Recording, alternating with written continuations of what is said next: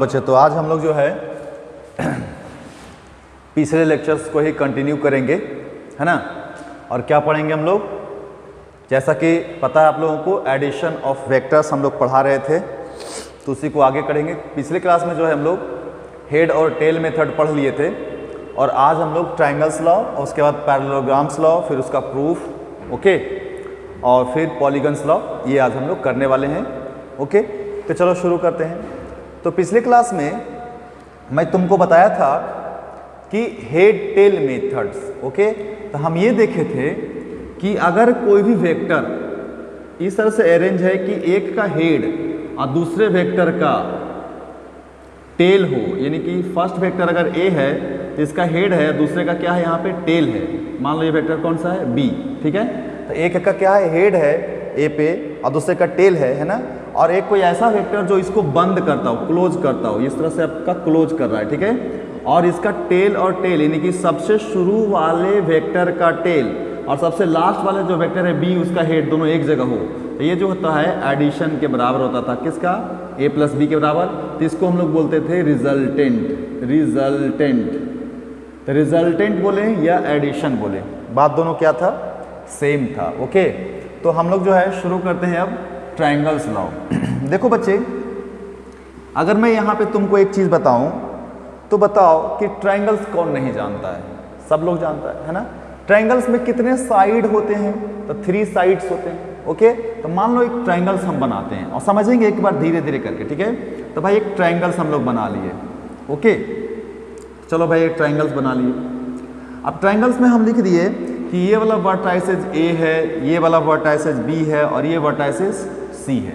अब ध्यान से सुनना मैं क्या बोल रहा हूँ। बोल रहा है क्या कि अगर किसी भी ट्रायंगल्स में, सुनना ध्यान से, अगर किसी भी ट्रायंगल्स में कोई 2 साइड्स, किसी भी ट्रायंगल्स में कोई 2 साइड्स अगर वेक्टर को रिप्रेजेंट करता हो और दोनों ऑर्डर में हो, तो मान लो कि 2 साइड्स लेते हैं, एक बी सी, तो बी सी एक वेक्टर है, तो एरो लगा दिए, तो वेक्टर बन गया ये।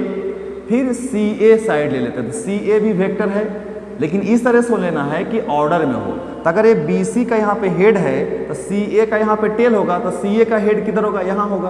तो देखो, अगर इसको मैं बोल लूँ स्मॉल ए, इसको बोल दूँ स्मॉल बी, ठीक है ना।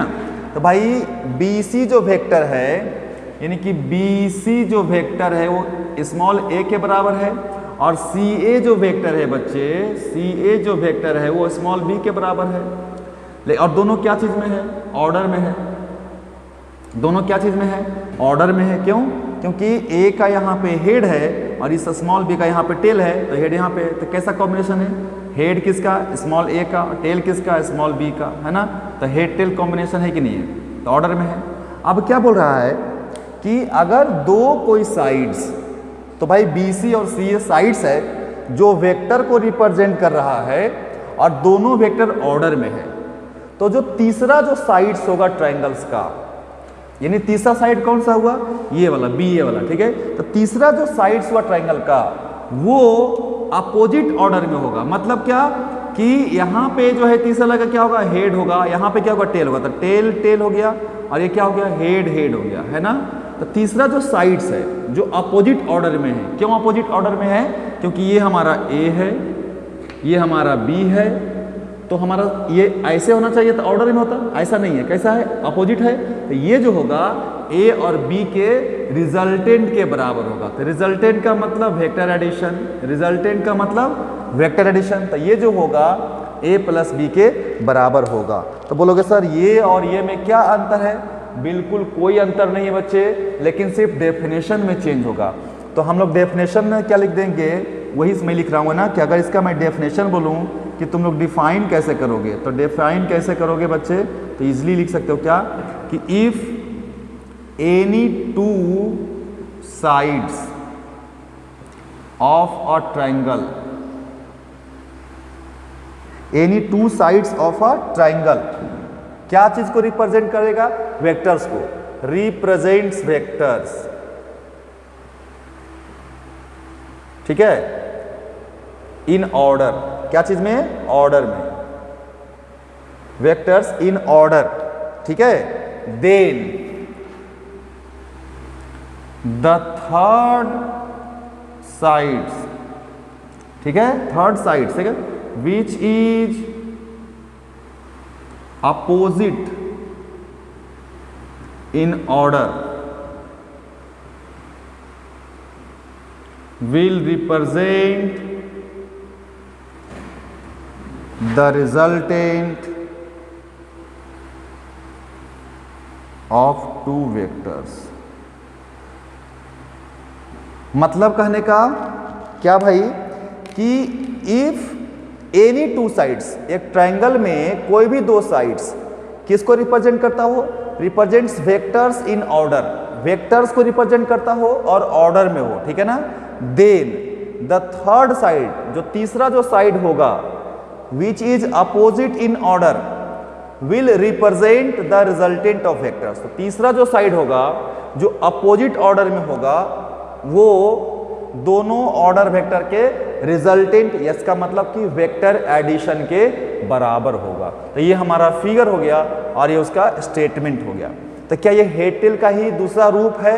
बिल्कुल, हेड और टेल मेथड्स का ही दूसरा रूप है। क्यों हम क्या बोले थे कि एक्चुअली में बच्चे ये जो मेथड्स है, ट्रायंगल्स लॉ बोले या हेड और टेल मेथड्स बोले, यही सबका एक बेस है, इसी पे पूरा लॉज आगे डिफाइन होता है, ठीक है। तो ये हमारा जो है ट्रायंगल्स लॉ का हो गया। और ये बता चुका था कि अगर ये तीनों का तीनों ऑर्डर में हो जाए, फिर से सुनो, अगर तीनों साइड्स ऑर्डर में हो जाए तो नेट जो रिजल्टेंट होगा वो जीरो के बराबर होगा। क्यों? क्योंकि अपोजिट ऑर्डर में तो कोई वेक्टर है नहीं, इसलिए रिजल्टेंट जो है वो जीरो के बराबर होगा। क्लियर है? तो ये आपको यहाँ पे ध्यान रखना है, ठीक है। This is your nothing but the triangles law. अब हम ट्रायंगल्स लॉ तो पढ़ लिए भाई, चलो इसको हम लोग पढ़ लिए हैं, है ना। लेकिन ट्रायंगल्स लॉ से बड़ा चीज इंपॉर्टेंट क्या है, तो उसका नाम है पैरेललोग्राम्स लॉ, ठीक है। तो पैरेललोग्राम्स लॉ आपका ज्यादा जरूरी है जानना, ठीक है। तो चलो देखते हैं हम लोग पैरेललोग्राम्स लॉ। ओके, तो चलो लिखते हैं। क्या लिखेंगे? पैरेललोग्राम लॉ, ठीक है। अच्छा, पैरेललोग्राम्स लॉ भी क्या है? ट्रायंगल्स लॉ का ही एप्लीकेशन है, ठीक है ना। किसका एप्लीकेशन है? ट्रायंगल्स लॉ का ही एप्लीकेशन है, और उसको हम लोग क्या बोलते हैं? Parallelograms law. अब इसमें क्या है पहले समझते हैं फिगर से। मान लो कि कोई दो वेक्टर है, एक ये है ए और एक और वेक्टर है जिसका नाम है बी, है ना। और देखो दोनों का टेल एक जगह मिल रहा है, तो इसलिए हम इन दोनों का एंगल को कुछ मान सकते हैं। कितना मान सकते हैं? थीटा, है ना। तो दो वेक्टर है ए और बी, और इन दोनों वेक्टर के बीच का एंगल जो है वो कितना है? थीटा है। क्लियर है? अब देखो मैं इसको कैसे समझता हूँ। पैरेललोग्राम्स लॉ क्यों ट्रायंगल्स लॉ का ही एप्लीकेशंस है, उसको समझते हैं। तो याद करो, मैं बताया था कि आप किसी भी वेक्टर्स को, ध्यान से सुनिएगा, आप किसी भी वेक्टर्स को बिना कोई डायरेक्शन और बिना कोई मैग्नीट्यूड चेंज किए हुए एक जगह से दूसरे जगह ले जा सकते हो।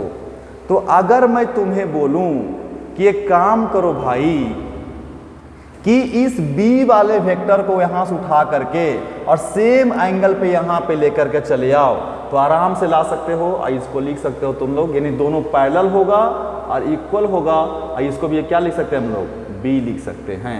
क्या लिख सकते हैं?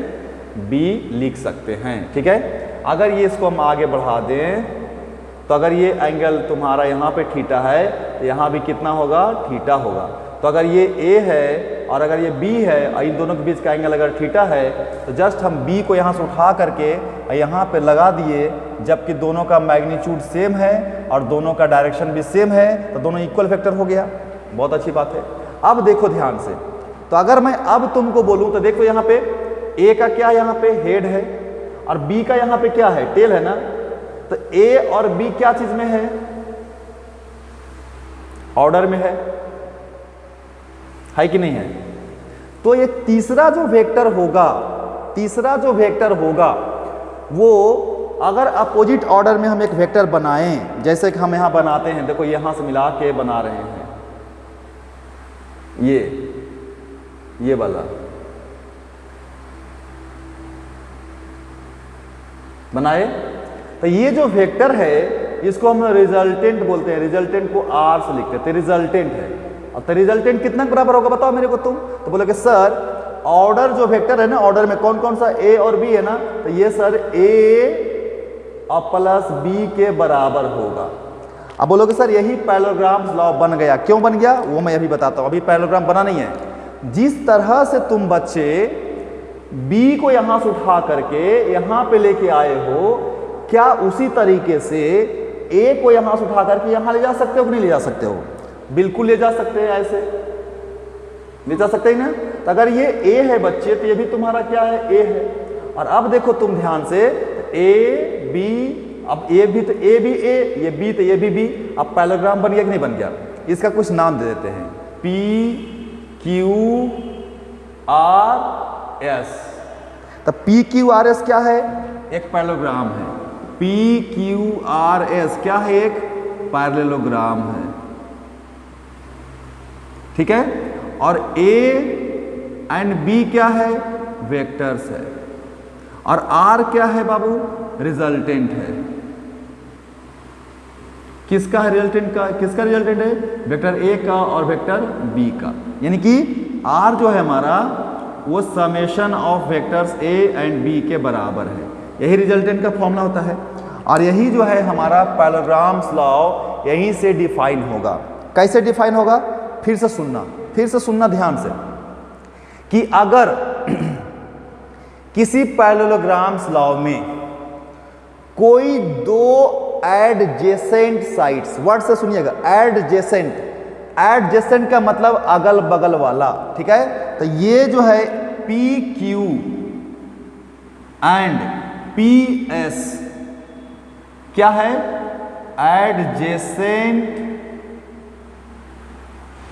साइड्स है, एडजेसेंट साइड्स है, अगल बगल वाला साइड्स है। तो अगर कोई भी, तो हम यहां पे लिख देंगे डेफिनेशन में क्या, कि if two adjacent sides of a parallelogram, समझना बात को, ठीक है। Two adjacent sides of a parallelogram represents vectors, then the diagonal passes through the intersection of tail और head या एंड लगा देते हैं of two vectors represents the resultant of two adjacent sides और वेक्टर्स। ये समझिएगा बच्चे, है ना। ये मैं लिख तो दिया हूं, क्या बोल रहा है जो समझना। सबसे पहले तो ये समझो कि टू एडजेसेंट साइड्स, है ना, two adjacent sides of a parallelogram. तो भाई यहाँ पे दो एडजेसेंट साइड्स कौन कौन सा है? तो एक तो है पी क्यू और एक पी एस है। रिप्रेजेंट्स कर रहा है किसको? वेक्टर्स। कौन कौन सा वेक्टर्स को? तो पी क्यू कौन सा वेक्टर के बराबर है? ए के बराबर है। और पी एस किसको रिप्रेजेंट कर रहा है? बी को रिप्रेजेंट कर रहा है। समझ में आया बात को? तो भाई एक पैरेललोग्राम है पी क्यू आर एस, जिसमें उसका जो दो साइड्स है पी क्यू वो वेक्टर ए को रिप्रेजेंट कर रहा है और पी एस जो है वो वेक्टर बी को रिप्रेजेंट कर रहा है। तो अगर ये ए है पी क्यू तो ये भी बराबर है एस आर के, यानी अगर ए है तो ये भी ए होगा और अगर ये बी है तो ये भी बी होगा। तो वो इसके कितने डायगोनल्स होंगे? दो डायगोनल्स होंगे, एक ये वाला डायगोनल्स और एक ये वाला डायगोनल्स। होगा कि नहीं होगा?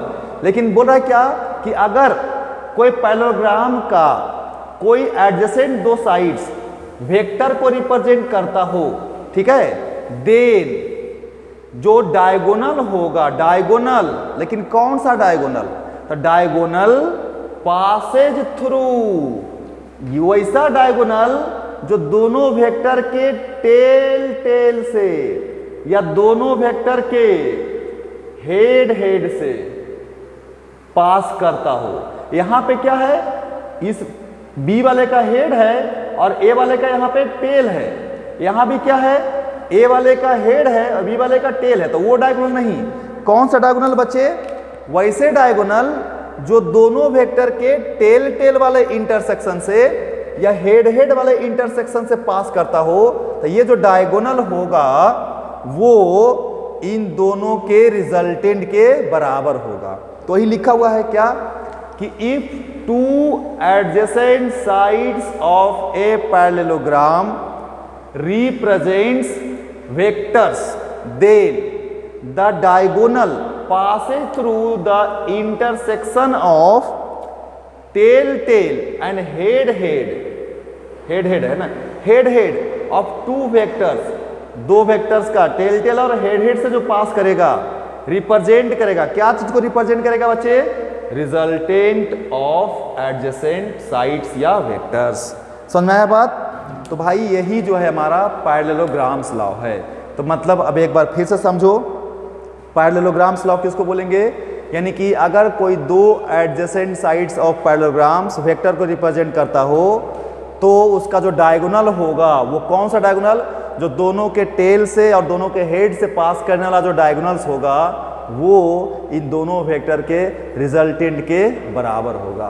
This is your parallelograms law, ठीक है। अब इसी को हम लोग प्रूफ करना होता है, ठीक है, यानी कि प्रूफ इन द सेंस कि रिजल्टेंट निकालना होता है कि भाई वही रिजल्टेंट है, ठीक है। तो इसको हम लोग देखते हैं, ओके। तो चलो भाई देखते हैं।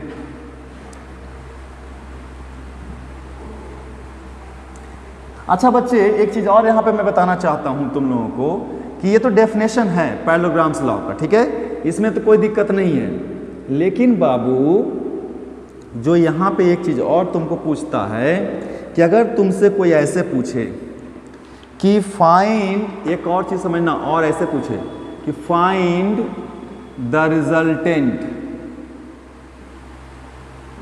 ऑफ टू वेक्टर्स, है ना, where angle between them is given, यानी कि हमें फाइंड करना है रिजल्टेंट, यानी एडिशन फाइंड करना है किसका, दो वेक्टर्स का। कब, जब उसके बीच का एंगल्स भी क्या रहे, दिया रहे। तो भाई साहब यही कहानी है कि नहीं है, कैसे यही कहानी है, एक बार फिर मुझे बताना पड़ेगा तभी तो कहानी समझ में आएगा।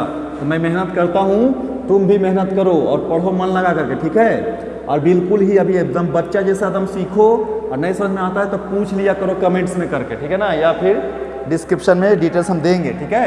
तो देख, दो वेक्टर ले ले, तो एक वेक्टर ले लिया ए और एक वेक्टर ले लिया बी।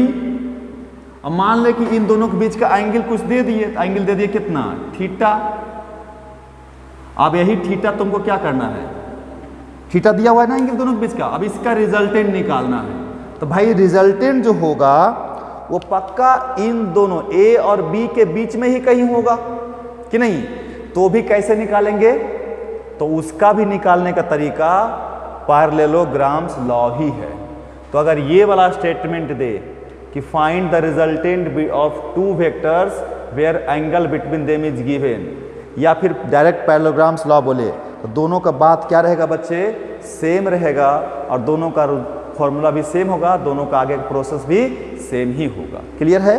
तो हम लोग फिर से इसको बनाते हैं। तो मैं जैसा बताया था तुमको बच्चे कि अगर ये ए है तो इसके सामने इसके पैरेलल में इक्वल में बना सकते हो तुम, तो बना दिए यहाँ पे ए। अगर ये बी है बच्चे तो यहाँ बना दिए हम इसके पैरेलल में बी। अब रिजल्टेंट कौन सा होता है बाबू, तो इसका डायगोनल होगा, तो यही डायगोनल है बाबू, यही आर है। तो वही हमें आर की वैल्यू क्या करनी है, निकालनी है। तो एक काम करो बच्चे, काम ये करो कि इसमें दो चीज तुम कर सकते हो, दो को वेक्टर है उसको जोड़ा तुमने तो रिजल्टेंट वेक्टर ही आएगा, लेकिन इस वेक्टर के पास दो चीज होगा, एक तो मैग्नीट्यूड होगा और एक क्या होगा, डायरेक्शन होगा। तो हम सबसे पहले क्या निकाल रहे हैं, मैग्नीट्यूड निकाल रहे हैं, किसका, आर का। वेक्टर है ये, यानी मैग्नीट्यूड निकाल रहे हैं, मतलब लेंथ निकाल रहे हैं। तो अब अभी हम सब वेक्टर को भूल जाएंगे, सिर्फ लेंथ याद रखेंगे, है ना। तो लेंथ कैसे याद रखेंगे, तो लेंथ ऐसे याद रखते हैं, इसको हम कुछ मान लेते हैं, इसको मान लीजिए क्या, पी क्यू आर एस, ठीक है। अब क्या करते हैं हम, इसको हम आगे बढ़ाते हैं, और ये अगर बी है तो ये भी कितना है, बी है, और ये अगर थीटा एंगल है हॉरिजॉन्टल से ये वाला वेक्टर का, तो यहाँ भी थीटा ही होगा, तो यहाँ से परपेंडिकुलर डाल दे और इसको कुछ लिख they R S R T. तो क्या करेंगे हम कि हम लोग एक्सटेंड कर देंगे, we extend P Q and draw perpendicular R T on the line, डाल दिए। अब ट्रिक के याद रखेगा, बताया था कि जब भी कोई लीनियर ज्योमेट्री दिखे तो कोशिश करो कि राइट एंगल ट्रायंगल ढूंढने का, है ना। तो हम लोग राइट एंगल ट्रायंगल्स ढूंढते हैं, तो कौन सा ट्रायंगल ढूंढेंगे, जो ध्यान, है ना। तो लिखेंगे कि इन ट्रायंगल पी आर और ये वाला टी, दिखाई दिया, पी आर टी। तो क्या लिख सकता है इसमें, तो भाई राइट एंगल ट्रायंगल्स में क्या होता है बच्चे, बताओ मेरे को। तो राइट एंगल ट्रायंगल्स में होता है कि परपेंडिकुलर का स्क्वायर प्लस बेस का स्क्वायर बराबर हाइपोटेनियस का स्क्वायर, और हमें निकालना क्या है, वो मैग्नीट्यूड निकालना है किसका, आर का। तो लेंथ निकालना, तो लेंथ क्या है, पी आर का ही लेंथ निकालना है। तो देखो इस ट्रायंगल में पी आर टी में अगर इस ट्रायंगल को तुम देखेगा तो ये परपेंडिकुलर है, ये बेस है और ये हाइपोटेनियस है। तो लिख सकते हैं हम लोग क्या चीज कि पी आर का स्क्वायर जो होगा किसके बराबर होगा, तो परपेंडिकुलर का स्क्वायर यानी आर टी का स्क्वायर प्लस क्यू टी का स्क्वायर, सॉरी क्यू टी नहीं, पी टी का स्क्वायर। ऐसा लिख सकते हैं बच्चे, है ना, बिल्कुल लिख सकते हैं। तो ये तो हमारा मैग्नीट्यूड है रिजल्टेंट का जो हमें निकालना है, आर टी यानी ये वाला वैल्यू हमें पता हो जाए, और पी टी, तो पी टी यानी ये वाला वैल्यू पता हो जाए। तो देख बाबू पी टी जो हमें दिख रहा है यहाँ पे, तो पी और टी को क्या लिख सकता है तू बच्चे, पी और टी को, तो पी और टी को लिख सकता है P Q plus Q T लिख सकता है, तू लिख सकता है ना बच्चे कि नहीं, बिल्कुल लिख सकता है। अब यहीं पे हम चलते हैं पहले, ठीक है ना। तो भाई हमें पी टी का लेंथ पता है, ए के बराबर है, यानी ए का मैग्नीट्यूड के बराबर है। हमें पी आर का लेंथ हमें निकालना है, लेकिन क्यू टी का लेंथ हमें पता नहीं है और आर टी का भी लेंथ पता नहीं है। जो हमें अगर पता चल जाए तो हम इजीली निकाल सकते हैं। समझो ध्यान से, क्या क्यू से आर का लेंथ पता है, फिर से सुनो, क्यू से आर का लेंथ पता है, यस, किसके बराबर है, तो मैग्नीट्यूड ऑफ बी के बराबर है। तो एक बताओ मेरे को, ये जो बी वेक्टर है ये इस लाइन से कितना एंगल बना रहा है, थीटा बना रहा है ना। तो याद है तुम लोग को बताए थे कुछ कि किसी वेक्टर को तुम रिजोल्व कर सकते हो, डिकम्पोज कर सकते हो। तो अगर ये हॉरिजॉन्टल लाइन है बच्चे, ये हॉरिजॉन्टल लाइन है, यहाँ से वेक्टर है, तो जिससे ये एंगल बनेगा वो बेस होगा, और ये इसके पर ये क्या हो जाएगा, परपेंडिकुलर हो जाएगा। तो क्या लेते हैं, बेस पे क्या लेते हैं, तो ये बी है, तो बी, और कौन सा थीटा लिखते हैं, तो कॉस थीटा। तो यहाँ क्या लिख देंगे, कॉस थीटा, और यहाँ पे क्या लिखेंगे बाबू, तो वेक्टर कितना है, बी, तो बी, और इधर परपेंडिकुलर में कौन सा बाबू, तो साइन थीटा। तो ये हो गया कितना, यानी Q से T तक का वैल्यू हो गया B cos थीटा, और R से T तक का वैल्यू हो गया B sin थीटा, है ना। तो यहाँ लिख देंगे PT is equal to PQ, यानी कि PQ का मतलब A का मैग्नीट्यूड प्लस QT का मतलब B sin theta, sorry B cos theta. क्या किए बच्चे, कुछ नहीं किए, हम इस B को रिजोल्व कर दिए, है ना। तो इसका एक हॉरिजॉन्टल में जहां एंगल बना रहा था उस पर कॉस, और उसके परपेंडिकुलर में साइन, ठीक है। और इसको अब यहाँ पे हम लोग आगे बढ़ा देंगे, है ना, सॉल्यूशन हो जाएगा। तो पी आर का लेंथ किसके बराबर है, तो आर के मैग्नीट्यूड के बराबर है, तो आर का स्क्वायर लिख देंगे इसको। आर टी, आर से लेकर टी तक क्या है, बी साइन थीटा, तो बी साइन थीटा का स्क्वायर लिख देंगे, प्लस पी टी की जगह पर क्या लिखेंगे, ए प्लस बी कॉस थीटा, तो ए प्लस बी कॉस थीटा का स्क्वायर। अब इसको सोल्व करो, चलो इसका स्क्वायर करो, तो बी स्क्वायर और साइन स्क्वायर थीटा प्लस में इसको करो, ए प्लस बी का स्क्वायर है, तो ए का स्क्वायर प्लस फिर इसका स्क्वायर करेगा, तो B square cos square theta. अब प्लस में क्या लिखता है, ए स्क्वायर प्लस बी, इसका था बी स्क्वायर प्लस 2ab, तो 2 इंटू ए इंटू बी की जगह पर क्या है, बी कॉस थीटा, तो बी कॉस थीटा। ये हो गया आर का स्क्वायर के बराबर, है ना। अब ध्यान से देख, यहाँ पे R square is equal to, A को रहने दो, यहाँ देख ये कितना है, B square sine square theta, और ये क्या है, B square cos square theta. दोनों में कॉमन क्या है, बी स्क्वायर, तो प्लस बी स्क्वायर कॉमन ले ले, तो यहाँ क्या बचेगा, साइन स्क्वायर थीटा, अब प्लस यहाँ क्या बचेगा, तो कॉस स्क्वायर थीटा, अब प्लस 2ab कॉस थीटा, है ना। आगे बढ़ते हैं, तो R square is equal to A square रहने दे, अब प्लस इसके जगह पर क्या लिख सकता है, बी स्क्वायर। क्यों लिख सकता है, क्योंकि तुमको पता है कि इसकी जो वैल्यू होती है 1 होता है ना, यहाँ पे sign square theta plus cos square theta की वैल्यू कितनी होती है बच्चे, 1। कहाँ पढ़े थे बच्चे, तो 10th क्लास में पढ़े थे ट्रिग्नोमेट्री में, तो इसके जगह पर 1, तो B square into 1 B square हो गया। अब प्लस में यहाँ पे बचा 2ab कॉस थीटा, तो 2ab कॉस थीटा, यही हमारा आर स्क्वायर के जगह पर आ गया। और हम चाहते हैं कि अगर इस आर की वैल्यू निकालें, तो इसीलिए तू आर बराबर लिख सकता है अंडर रूट, ये रूट आ जाएगा इधर, A square plus B square plus 2ab cos theta. ये बाबू जो है ना, ये रिजल्टेंट का फॉर्मूला है, कब, जब दो वेक्टर थीटा एंगल पे दिया रहे और उसका रिजल्टेंट का मैग्नीट्यूड निकालना रहे, यानी लेंथ निकालना रहे, तो फॉर्मूला हो जाएगा कितना, A square plus B square plus 2ab cos theta का स्क्वायर रूट। ठीक है, यानी यही हमारा एक्चुअली में पैरेललोग्राम्स लॉ के थ्रू भी रिजल्टेंट आया है। समझ में आया बात। तो अगर पैरेललोग्राम्स लॉ भी पूछेगा तो ऐसा ही उसको आगे बढ़ोगे, और अगर ये डायरेक्ट पूछेगा तो भी आप ऐसा ही आगे बढ़ेंगे। क्लियर है। चलिए अब इसमें और हम क्या बात करेंगे, हम बता चुके हैं कि ए भी वेक्टर है और बी भी वेक्टर, यानी ये दोनों वेक्टर है बच्चे, और अगर वेक्टर का हमें रिजल्टेंट निकालना है तो रिजल्टेंट भी वेक्टर ही होगा बाबू। तो वेक्टर में दो चीज़ होता है, मैग्नीट्यूड और डायरेक्शन। तो हम लोग मैग्नीट्यूड तो निकाल लिए हैं बाबू, अब क्या करेंगे हम, डायरेक्शन करेंगे किसका, रिजल्टेंट का। तो अब हम लोग लिखेंगे डायरेक्शन ऑफ रिजल्टेंट। ठीक है, तो उसको लिखते हैं,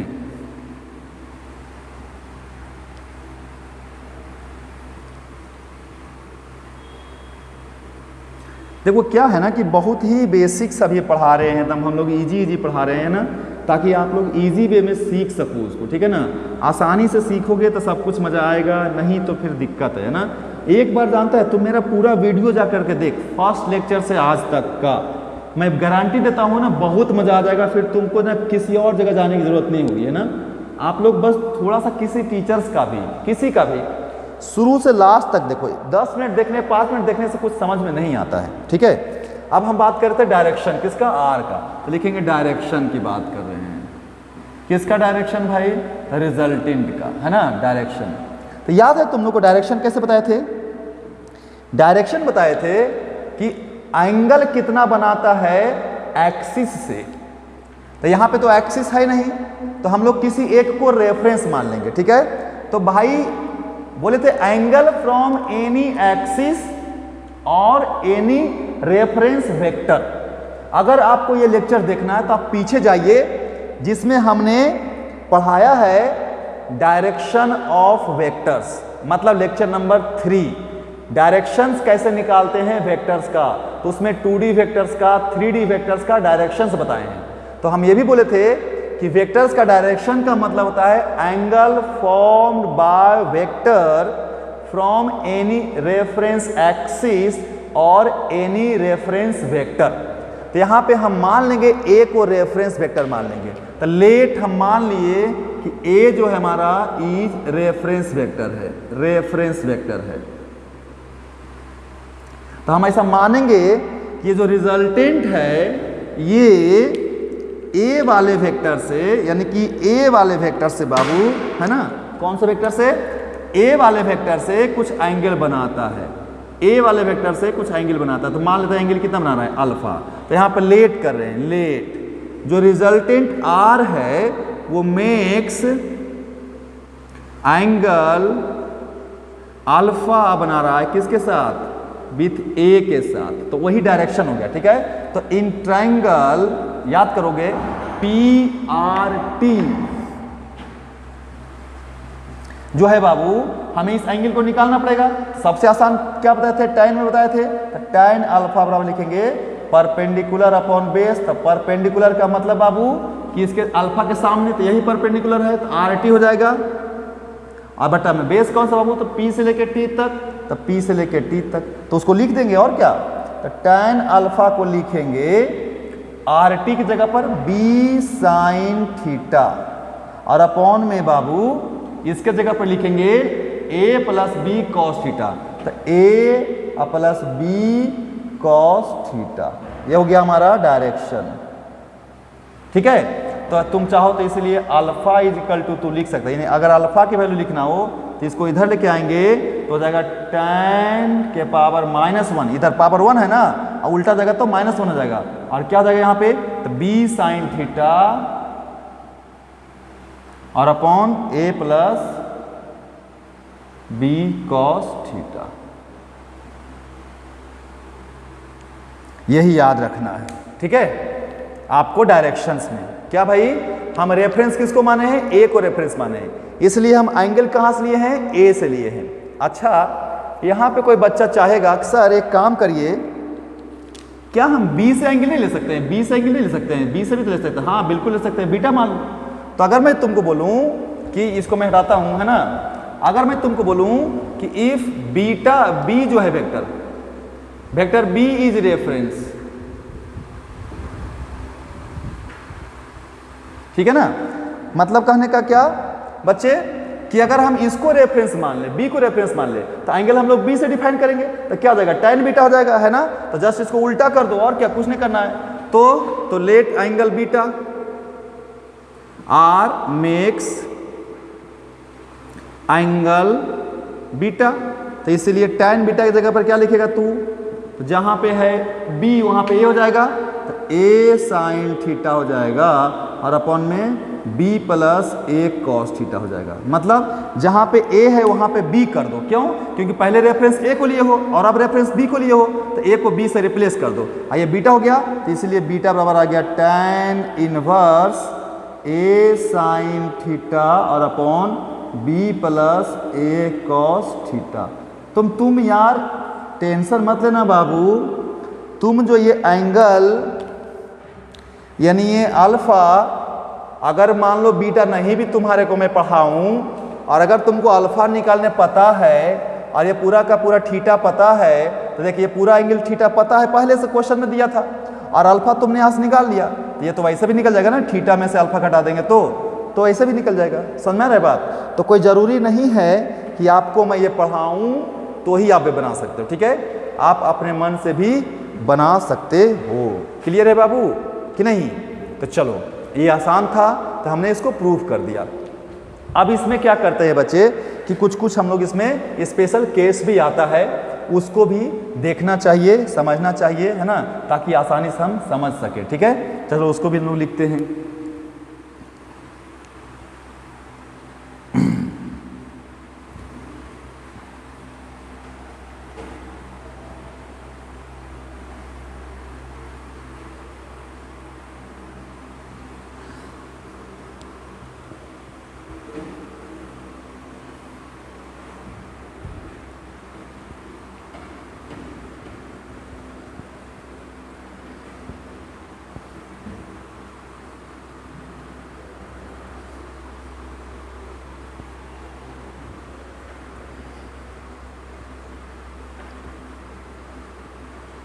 इसमें क्या करते हैं बाबू, अब कुछ स्पेशल केस बताते हैं ना, तो लिखेंगे यहाँ पे स्पेशल केसेस। ध्यान से समझना है ना, तो भी क्या है कि बहुत अच्छे से समझ में आएगा तुमको। स्पेशल केसेस में क्या है कि मान ले कि इफ थीटा की वैल्यू कितना हो जाए, 0 डिग्री हो जाए, मतलब क्या कि दोनों वेक्टर के बीच का एंगल कितना हो जाए, 0 हो जाए। तो अगर दोनों वेक्टर के बीच का एंगल 0 हो गया तो 2 वेक्टर्स जो हो गया है ना बिकम्स पैरेलल हो जाएगा। मतलब क्या कि अगर ए मान लेते हैं हमारा ए है और यही वाला बी है, मतलब कि थोड़ा सा टेढ़ा बन गया ना, यही बी है, तो अगर दोनों एक ही डायरेक्शन में ना तो थीटा की वैल्यू कितनी हो गई, 0 हो गया ना, तो पैरेलल हो गया। यानी ए वेक्टर जो है पैरेलल हो गया किसके, बी के। अच्छा, जरूरी नहीं कि दोनों बराबर हो, बराबर दोनों हो यानी दोनों का मैग्नीट्यूड सेम हो ऐसा गारंटी नहीं है बाबू, लेकिन ये पता है कि दोनों का डायरेक्शन सेम है। तो ऑब्वियसली रिजल्टेंट क्या होगा, आर की वैल्यू है ना, तो लिखेंगे अंडर रूट, बताओ मेरे को क्या होगा, A square plus B square plus 2ab cos theta. Theta का मतलब कितना डिग्री, थीटा का मतलब 0 डिग्री। तो लिखेंगे बाबू A square plus B square plus 2 into A into B लिखेंगे। क्यों लिखेंगे ऐसा, क्योंकि 0 कॉस 0 का मान जो है बाबू 1 होता है। तो ये देखो, तो A square plus B square plus 2ab, A plus B का होल स्क्वायर है कि नहीं है, तो हो गया ए प्लस बी का होल स्क्वायर। आर की वैल्यू, तो आर की वैल्यू कितनी आ गई, ए प्लस बी। अब याद करो तुम फर्स्ट लेक्चर जब मैं वेक्टर का इंट्रोडक्शन पढ़ा रहा था तो वहां पे बताया था अगर दो वेक्टर एक ही दिशा में लग गया, मान लो कि फोर्स की बात करें तो 10 न्यूटन और प्लस 5 न्यूटन, और दोनों एक ही दिशा में लगेगा तो दोनों जुड़ेगा कि नहीं जुड़ेगा, जुड़ जाएगा ना। तो रिजल्टेंट क्या हो जाएगा, दोनों के एडिशन के बराबर होगा। ठीक है, और ये जो हमारा है ये क्या है, मैक्सिमम वैल्यू है, मैक्सिमम वैल्यू है। अब बात करते हैं तो मैग्नीट्यूड निकाले, अब फिर क्या निकालेंगे, इसका डायरेक्शन भी तो निकालेंगे रिजल्टेंट का। तो डायरेक्शन किधर आएगा, बहुत आसान है, जिधर दोनों वेक्टर है यही डायरेक्शन भी होगा, यही आर भी होगा, तो सेम होगा डायरेक्शन, है ना। तो क्या हो जाएगा, डायरेक्शन क्या होगा, अलोंग ए एंड बी होगा। क्या होगा, अलोंग ए एंड बी। लेकिन तुमको लग रहा होगा निकाल के देखते सर, तो देखो चूंकि tan अल्फा की वैल्यू तुम लोग जानता है, क्या जानते बताओ, तो b sine theta plus A upon A plus B cos theta. तो लिखो tan alpha is equal to b into sine 0 और upon A plus B into cos 0। तो देख साइन 0 का मान कितना होता है, साइन 0 का जो मान होता है 0 होता है, तो ऊपर में तो 0 हो गया ना, तो नीचे कुछ भी रहे क्या फर्क पड़ेगा। तो tan अल्फा की वैल्यू कितनी आ गई, 0 आ गई ना, तो अल्फा की वैल्यू भी कितनी हो गई, 0 डिग्री हो गया। यानी क्या मतलब समझा कि जो थीटा है वही अल्फा है, तो जिधर ए है जिधर बी है उधर ही आर होगा, यानी कि आर का डायरेक्शन ए और बी के सेम साइड में रहेगा, और वैल्यू जो होगा रिजल्टेंट का वो क्या होगा, मैक्सिमम होगा। तो अगर दो फोर्स किसी बॉडी पे लग रहा है और पूछे कि दोनों का मैक्सिमम वैल्यू कितना हो सकता है, तो भाई ए प्लस बी के बराबर हो सकता है। ठीक है, समझ में आ रहा है बात। अब नेक्स्ट केस देखते हैं, केस नंबर 2। ठीक है,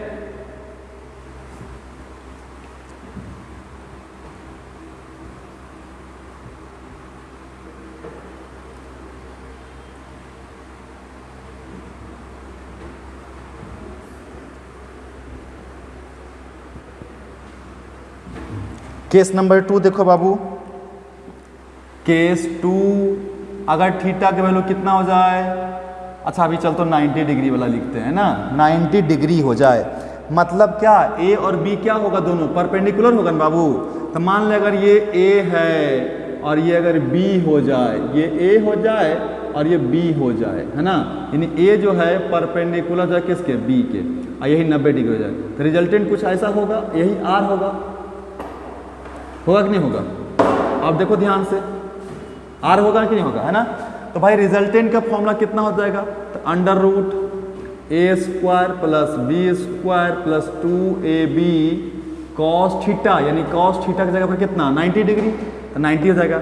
और तुम लोग को पता है ए स्क्वायर रहने दो प्लस बी स्क्वायर रहने दो प्लस 2ab, और कॉस थीटा का कॉस 90 का मान 0 होता है। तो ये 0 हो गया ना, तो क्या बचा यहाँ पे, तो रिजल्टेंट जो होगा वो सिंपल सा ए स्क्वायर प्लस बी स्क्वायर के बराबर होगा। तो देखो ये क्या है कि अगर आप फिर से पहला लेक्चर पे जाएंगे, जब इंट्रोडक्शन ऑफ वेक्टर्स पढ़ा रहे थे, तो वहाँ बताए थे कि अगर दो वेक्टर 90 डिग्री पे एक्ट हो तो उसका रिजल्टेंट दोनों का स्क्वायर के सम के बराबर होता है रूट में। ठीक है, अब इसका डायरेक्शन निकाल दे बाबू, डायरेक्शन। तो क्या बोले थे, मान लो कि ए को रेफरेंस मान लो, तो ए से इसका कुछ वैल्यू मान लो, क्या मान लियो, अल्फा मान लिए। तो देखो अगर ये बी है तो ये भी कितना होगा, बी होगा कि नहीं होगा, और ये ए है तो tan अल्फा कितना लिखोगे, बी बाई ए लिखोगे ना, सिंपल सा, तो आएगा वही। देखो डायरेक्शन में लिखोगे tan अल्फा, क्या लिखोगे, बी साइन थीटा और अपॉन में ए प्लस बी कॉस थीटा। लिखो बाबू बी साइन 90 प्लस ए प्लस बी कॉस 90। अब देखो tan अल्फा बराबर क्या, बी, और साइन 90 तो सबको पता है बच्चे लोग, ए 1 होता है, और अपॉन ए प्लस बी, और कॉस 90 अभी पता है बच्चे लोग, कॉस 90 का मान 0 होता है, तो 0। तो tan alpha is equal to, ऊपर में क्या बचा, बी, नीचे क्या बचा, ए बचा ना, क्योंकि ये तो बी इंटू 0, ये तो 0 हो गया, तो यही बचा ना, तो बी बाई ए। तो अल्फा की वैल्यू कितनी आ गई, tan इनवर्स बी बाई ए। आया कि नहीं आया, अब देखो ध्यान से बाबू, है ना, क्या था ये, अगर ये b था तो ये भी b था, तो यहाँ से भी अगर tan अल्फा आपको निकालना होता तो परपेंडिकुलर बाय बेस से आराम से निकालते, b बटे a से। अच्छा यहाँ पे बच्चे कभी कभी इसको हम लोग बोलते हैं हॉरिजॉन्टल कंपोनेंट और इसको बोलते हैं वर्टिकल कंपोनेंट। फिर से सुनना बाबू, है ना, हॉरिजॉन्टल कंपोनेंट इसको बोलते हैं, इसको वर्टिकल बोलते हैं। तो इसका रिजल्टेंट तो ये है और ये डायरेक्शन है अल्फा, तो tan अल्फा की वैल्यू क्या लिखेगा, तो देखो क्या है, वर्टिकल बटे हॉरिजॉन्टल है कि नहीं है, तो ये हमारा हो गया वर्टिकल, ये हो गया हॉरिजॉन्टल, तो वर्टिकल और बटे में हॉरिजॉन्टल, ये याद रखना यार बच्चे, है ना। तो हम लोग अगर दो वेक्टर 90 डिग्री पे हो, परपेंडिकुलर हो, तो उसका जो रिजल्टेंट निकलता है यानी वैल्यू, वो अंडर रूट हॉरिजॉन्टल का स्क्वायर प्लस वर्टिकल का स्क्वायर यानी ए स्क्वायर प्लस बी स्क्वायर निकलता है बाबू। और उसका जो डायरेक्शन अगर निकालते हैं तो tan अल्फा की वैल्यू, ये फॉर्मूला है, तो सीधे सीधे याद रखेंगे वर्टिकल कंपोनेंट बटे हॉरिजॉन्टल। अब हॉरिजॉन्टल किसको मानेगा रे बाबू, तो जहां से एंगल लिया है।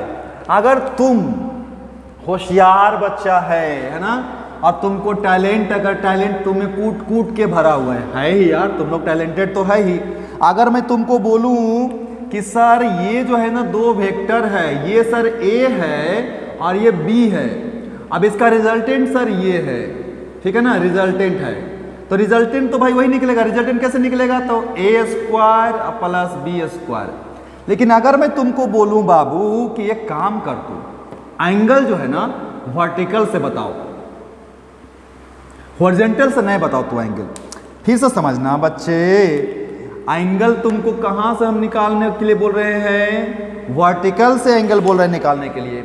तब तुम क्या करेगा बाबू, बताओ मेरे को।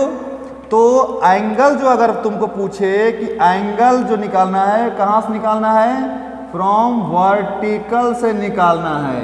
तो अगर वर्टिकल से निकालना है बच्चे, तो हम यानी ये हो जाएगा हमारा बेस, ये हो जाएगा परपेंडिकुलर, तो tan बीटा के जगह पर लिख देंगे परपेंडिकुलर बाय बेस। तो यानी परपेंडिकुलर क्या है, ए है ना, तो ए हो जाएगा और बटे में क्या हो जाएगा, बी हो जाएगा।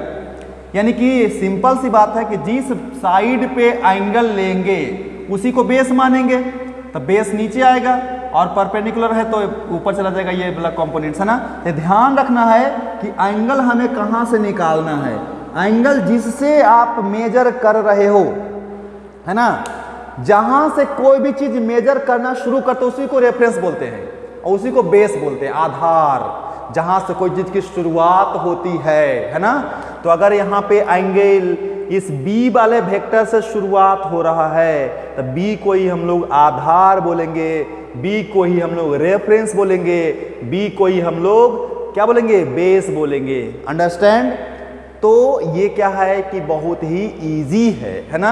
अब एक और केस इसमें हम लोग देखेंगे जिसका कि एंगल है 180 डिग्री पे हो। मतलब मेरे बच्चे ये समझो कि थर्ड केस में हम लोग इंटर कर रहे हैं, है ना। बहुत ही आसान रहेगा तुम लोग को समझना, कोई टेंशन नहीं लेना है बाबू, ठीक है। बहुत बहुत आसान आसान चीज है।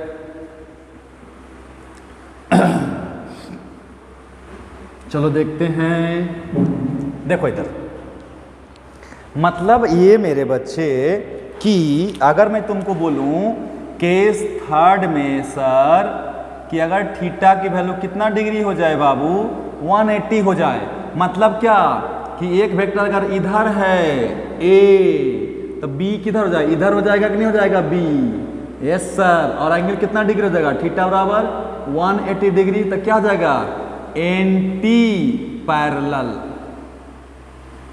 यानी दोनों डायरेक्शन क्या है, अपोजिट है।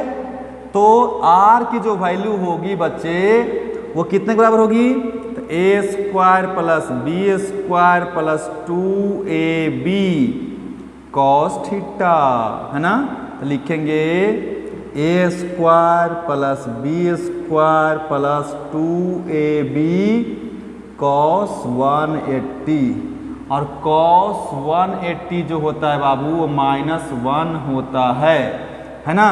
तो भैया ये आ गया A square plus B square plus 2ab into -1, तो कितना हो गया, ये हो गया A square plus B square minus 2ab, ये हो गया रिजल्टेंट का वैल्यू। तो A square plus B square minus 2ab, तो क्या लिखोगे इसको, a माइनस बी का होल स्क्वायर, इसका अंडर रूट लिखोगे r के जगह पर। तो इसलिए r के जगह पर हम लिखेंगे a माइनस बी, है ना। अच्छा यहाँ पे मैं एक चालाकी बता रहा हूँ, यहाँ पे मैं मोड लगा दे रहा हूँ, क्यों मैं बताता हूँ। ये वाला बात ये है कि हम क्या निकाल रहे हैं, मैग्नीट्यूड निकाल रहे हैं। और क्या बताए थे तुम लोग को बच्चे कि मैग्नीट्यूड जो है कभी भी निगेटिव नहीं होता है। सही में, सही बताया ना, हाँ। इसलिए मोड में रख दिए। बोलेगा क्यों सर, तो मान लो कि ये वाला बड़ा है और ये छोटा है, तो अगर इसको प्लस मानते हो तो इसको माइनस मानते हो, तो माइनस आ जाएगा, प्लस आ जाएगा, ठीक है, क्योंकि प्लस में से माइनस घटेगा। ये बड़ा है ये छोटा है तो वैल्यू पॉजिटिव आएगा, बहुत अच्छी बात है। लेकिन अगर ये बड़ा हो जाए, बी वाला बड़ा हो जाए और ये छोटा हो जाए, तो क्या होगा, रिजल्टेंट किधर आएगा, बी के तरफ आएगा, जो बड़ा है वो क्या तरफ आएगा ना। तो यानी कि अब ये बात उठती है तो फिर निगेटिव आएगा ना। यहाँ पे अगर लिखते सिंपली क्या लिखते, ए माइनस बी लिखते और बी बड़ा होता तो माइनस में आता कि नहीं आता। तो हम लोग समझ इसलिए मोड लगा दिए कि हमेशा प्लस आएगा। लेकिन डायरेक्शन हम लोग यहाँ पे डिस्कस कर लेंगे। डायरेक्शन का मतलब क्या है बच्चे कि डायरेक्शन किधर होगा, तो आर जो होगा इज अलोंग द वेक्टर, है ना, हैविंग लार्ज मैग्नीट्यूड। सिंपल सा समझो बात को। ये यहां पे एक कुछ बंधा हुआ है, एक बच्चा इधर खींच रहा है और दूसरा बच्चा उधर खींच रहा है। तो जो बच्चा ज्यादा ताकत वाला होगा, मान लो ये बरियार है, ये ब्रेव है, ये ज्यादा स्ट्रॉन्गर है, तो इधर की तरफ आ जाएगा, तो रिजल्टेंट किधर आ जाएगा, इधर की तरफ आ जाएगा। और अगर ये ब्रेव है तो रिजल्टेंट उधर की तरफ जाएगा। तो जो लार्ज होगा डायरेक्शन भी उधर ही होगा। सिंपल सा ये तो है ना, लॉजिक है। तो इसलिए डायरेक्शन क्या होगा, along the vectors having large magnitude, है ना। ये ध्यान रखना है आपको। अगर आप चाहते हैं निकाल करके तो निकाल सकते हैं tan अल्फा का वैल्यू, कोई दिक्कत नहीं है। क्या पढ़ाए थे, बी साइन थीटा यानी कि 180 डिग्री और upon A plus B cos theta यानी कि 180 डिग्री। तो क्या लिखेगा इसको, b इंटू 0 और बटा में a प्लस b इंटू -1। तो tan अल्फा की वैल्यू कितनी आ गई, देख किसी में भी कुछ में 0 मल्टीप्लाई करो तो 0 आ जाएगा, और 0 में भागा दो किसी चीज़ से तो कोई फर्क नहीं पड़ेगा, तो 0 ही आएगा ना। तो अल्फा की वैल्यू कितनी आएगी, 0 भी लिख सकता है और 180 भी लिख सकता है। मतलब कि राइट साइड में भी हो सकता है और लेफ्ट साइड में भी हो सकता है, डिपेंड करेगा कि कौन ज़्यादा है। तो भाई ऑलवेज जो होगा ना क्या होगा, having large magnitude along large magnitude, जिसकी वैल्यू ज्यादा रिजल्टेंट भी उधर ही होगा, रिजल्टेंट भी उधर ही होगा। क्लियर है बच्चे? अरे बोल यार। Yes sir, clear. चलो तो आगे चलते हैं हम लोग, है ना। अब जो है यार तुम लोग एक काम करो,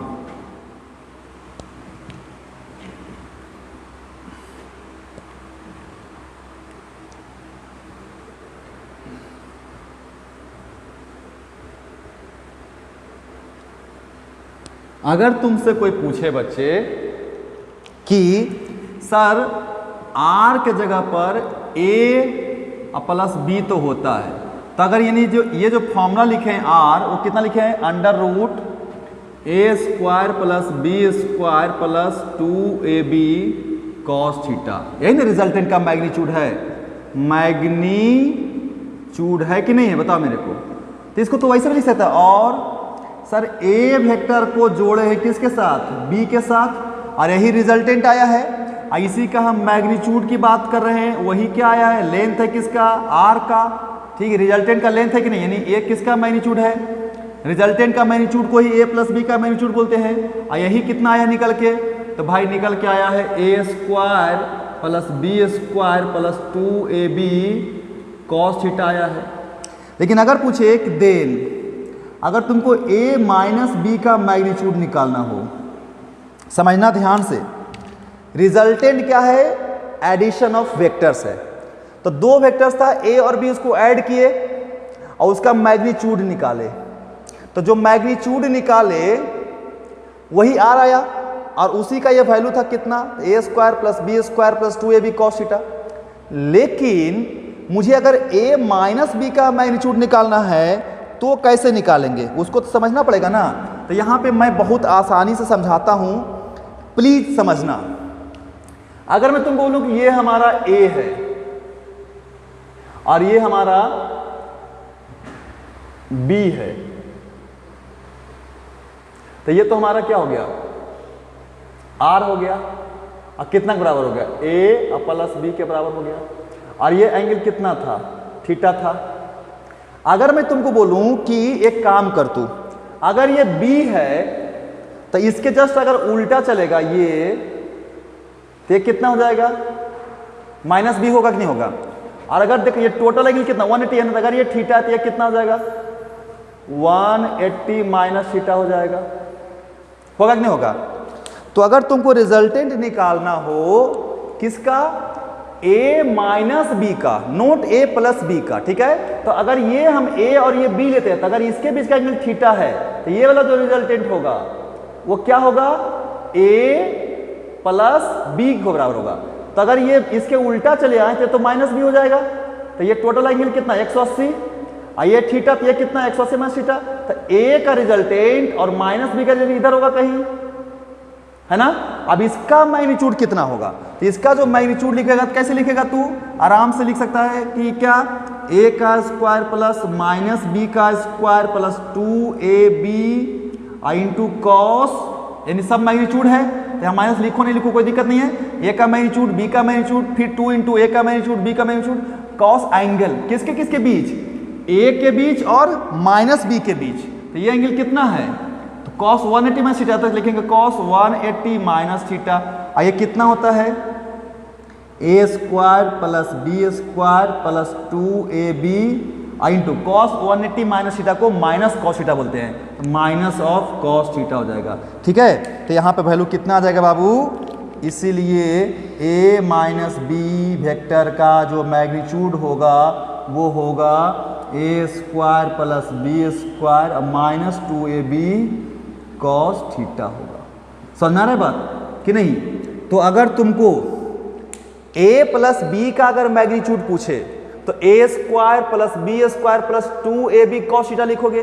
और अगर a माइनस बी का मैग्नीट्यूड पूछे तो जहां पे यहाँ प्लस है तो वहां पे सिर्फ माइनस कर देना। क्यों कर दिया मैंने, जबकि थीटा भी वही लेना है, थीटा जो पहले था वही लेना है। ठीक है, क्यों, क्योंकि यहाँ पे जब थीटा था 180 माइनस थीटा हो गया, तो ये हम लिख देंगे। ठीक है, समझ में आ रही बात। तो ये हो गया a प्लस बी का मैग्नीट्यूड और ये हो गया a माइनस बी का मैग्नीट्यूड। ठीक है ना। अब देखो यहाँ पे एक हम थ्योरी पढ़ाते हैं, ठीक है, क्वेश्चंस करवाते हैं, ठीक है। तो क्वेश्चंस देखो क्या है, अगर तुमसे पूछे, क्या पूछेगा, अगर तुमसे कोई पूछे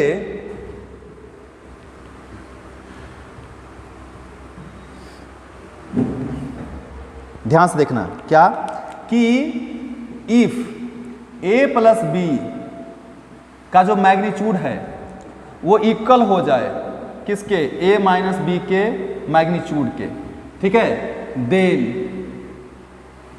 find angle between a and b।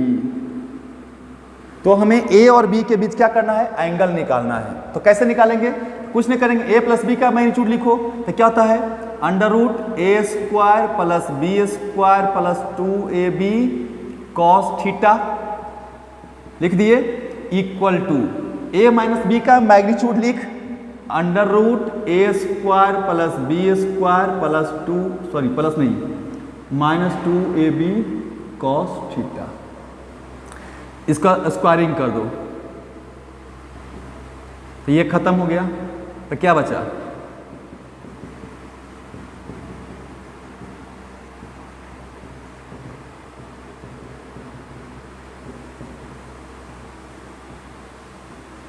ए से ए गया, बी से बी गया, ठीक है ना, ये 2 से 2 गया, ए गया, इधर इधर आ जाएगा ये, तो cos theta is equal to minus of cos theta, इधर लेके आओ, तो cos theta plus cos theta is equal to 0, तो 2 कॉस थीटा हो गया, तो 2 तो कभी 0 होगा नहीं, तो कॉस थीटा को कितना होना पड़ेगा 0, तो थीटा को कितना होना पड़ेगा 90 डिग्री। यानी कि दो वेक्टर्स जिसका a प्लस बी का मोड और a माइनस बी का मैग्नीट्यूड इक्वल हो जाए तो उसके बीच का एंगल कितना डिग्री होना चाहिए, 90 डिग्री। यानी दोनों वेक्टर क्या है, पैरेलल है ना।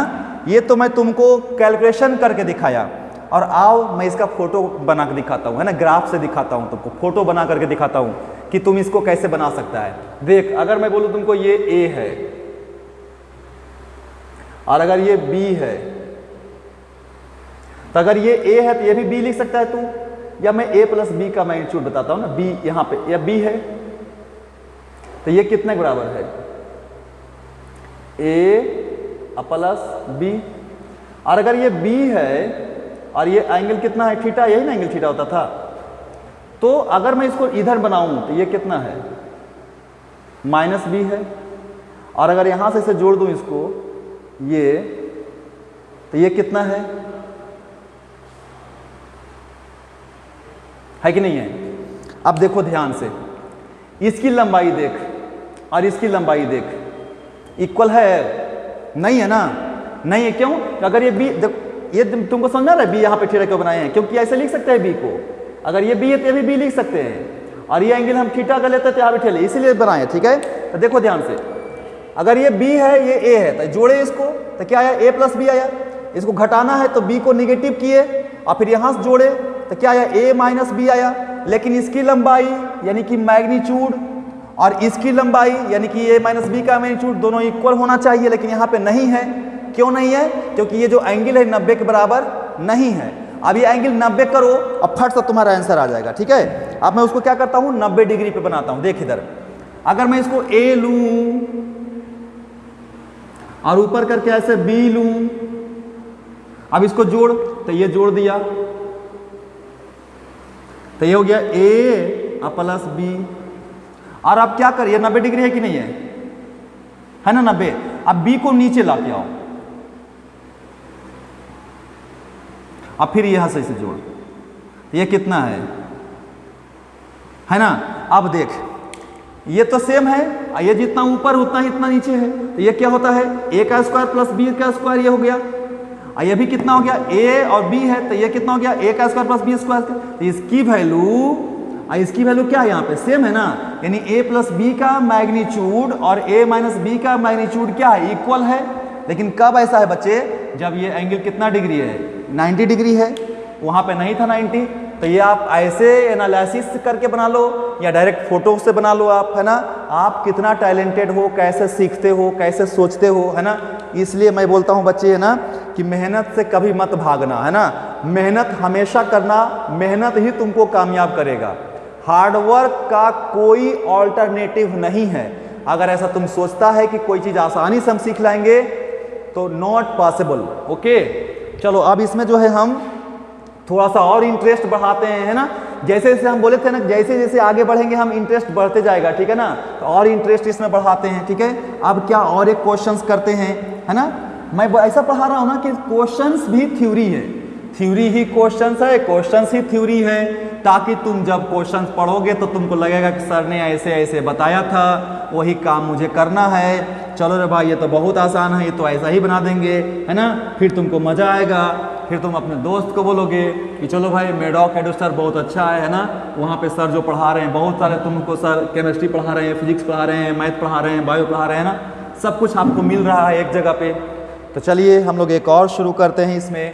क्या भाई, अब देख यहाँ पे अगर मैं तुमको बोलूँ कि सर दो वेक्टर जो है ना सर, तो अगर मान लो कि A and B are two vectors, ठीक है, and theta is the angle between them. दो वेक्टर है ए और बी और उसके बीच का एंगल कितना है, थीटा है। अगर तुमको बोले कि if R is the resultant,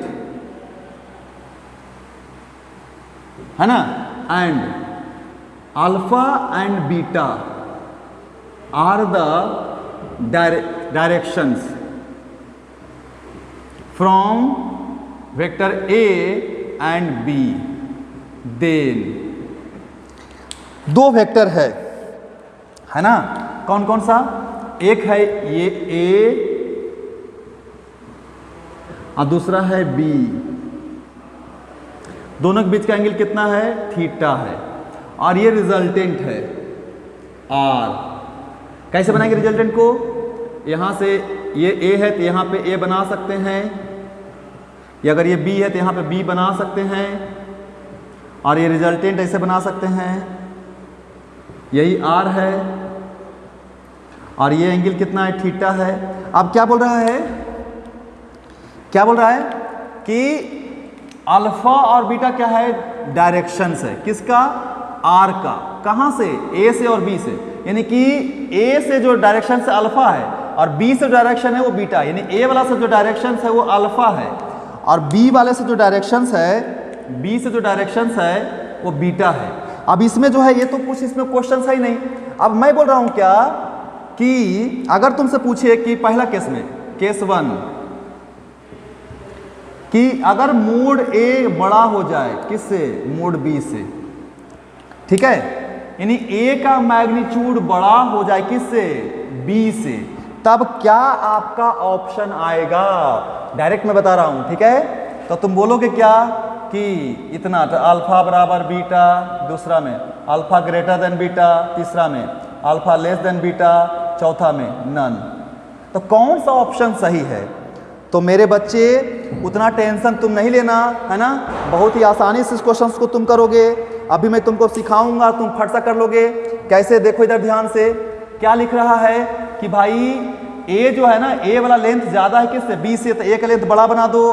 तो ये हमने बना दिया किसका लेंथ, ए का, और ये किसका लेंथ बनाया, बी का, ताकि तुमको अच्छे से दिखाई दे इसलिए बना दिया। तो इसका एक पैरेललोग्राम बनाओगे तो ये ए है तो ये भी ए होगा, अगर ये बी है छोटा सा तो ये भी बी होगा। अब रिजल्टेंट कौन सा है बच्चे, ये एंगल कितना है, थीटा है, और रिजल्टेंट इसका बनाओ तो डायगोनल बताए थे, यही डायगोनल है बच्चे, यही आर है। अब देख दो एंगल है कि नहीं है, ए से जो एंगल है, ए से जो एंगल है बच्चे ये वाला, ये अल्फा है, और बी से जो एंगल है ये वाला, ये बीटा है। तो साफ साफ दिख रहा है कि यदि ए वाला ये लेंथ बड़ा हो और ये लेंथ क्या हो, छोटा हो, तो यानी कि लाइन सूत के जाएगा, ऐसे थोड़ा सा डाउन होके जाएगा।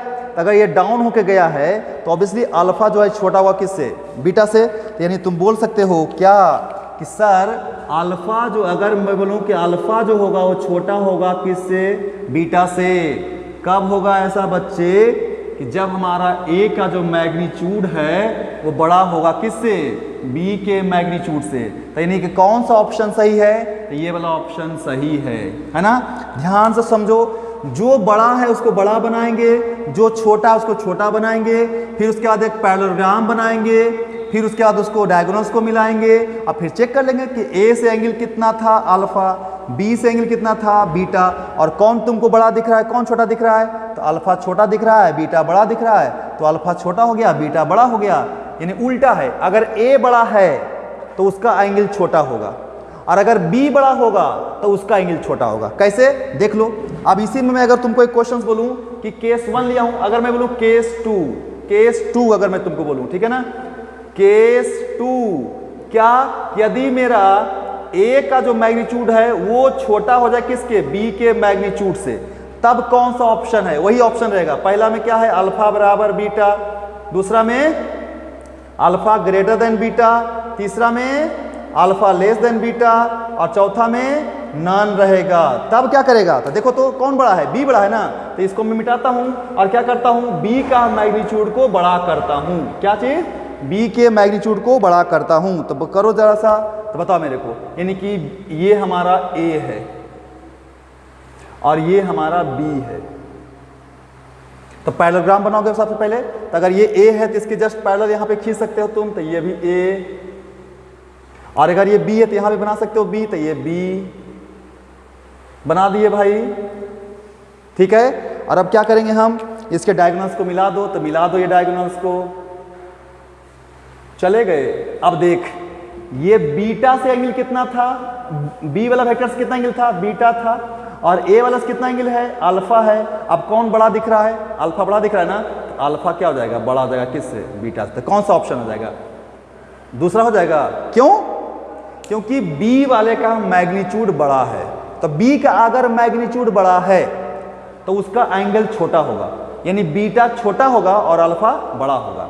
और केस थर्ड यहीं लिख देता हूं मैं, ठीक है ना, थर्ड में, यदि इफ ए भी और बी दोनों बराबर हो जाए तब तो कोई टेंशन ही नहीं है, यानी कि क्या हो जाएगा, देन अल्फा क्या हो जाएगा, बराबर हो जाएगा इसके बीटा से, यानी रिजल्टेंट क्या करेगा, रिजल्टेंट क्या करेगा, बाइसेक्ट द एंगल, है ना। जो एंगल है किसके बिटवीन ए एंड बी, तो ए और बी जो वेक्टर्स है उसके बीच का जो एंगल है बच्चे, उसको क्या करेगा, बाइसेक्ट कर देगा, ठीक है ना। कब, जब हमारा ए का मैग्नीट्यूड और बी का मैग्नीट्यूड, इन दोनों वेक्टर का वैल्यू इक्वल हो जाए। समझ में आया बात। चलिए, तो इतना आप लोग सीख लिए, और अब हम लोग क्या करेंगे, ढेर सारा न्यूमेरिकल्स लाने वाले हैं, किस पे, इस एडिशन पे, ठीक है। तो एडिशन पे क्वेश्चंस करेंगे, 100 क्वेश्चंस का कलेक्शन अभी है और आपको हम देंगे, ठीक है। तो एडिशन पे क्वेश्चंस करेंगे, रिजल्टेंट पे क्वेश्चंस करेंगे। तो एडिशन और रिजल्टेंट का अगर क्वेश्चंस कर लेंगे हम लोग 20-25, फिर आपको दे देंगे हम असाइनमेंट के तौर पे, और तब हम लोग शुरू करेंगे आगे डॉट प्रोडक्ट। तो आगे हम लोग डॉट पढ़ने वाले हैं, फिर क्रॉस पढ़ने वाले हैं, ठीक है। हवाई नहीं करना है ना, एकदम। एक बार मैं बोला ना कि यही तुम्हारा जो है ना पिलर है, इसको स्ट्रॉन्ग कर लिया तो पूरा फिजिक्स इसी पे बैठा हुआ है। सुनना रे बात, एक ये और एक फोर्स, तो वेक्टर और फोर्स अगर अच्छे से पढ़ लिया बच्चे तो पूरा फिजिक्स तुम्हारा अपना है, नहीं ना। हाँ, तो जल्दीबाजी नहीं करना है ना, और पूरा देखो। सुनना रे बात। चलो, तो हम लोग मिलेंगे नेक्स्ट क्लास में। Okay, thank you.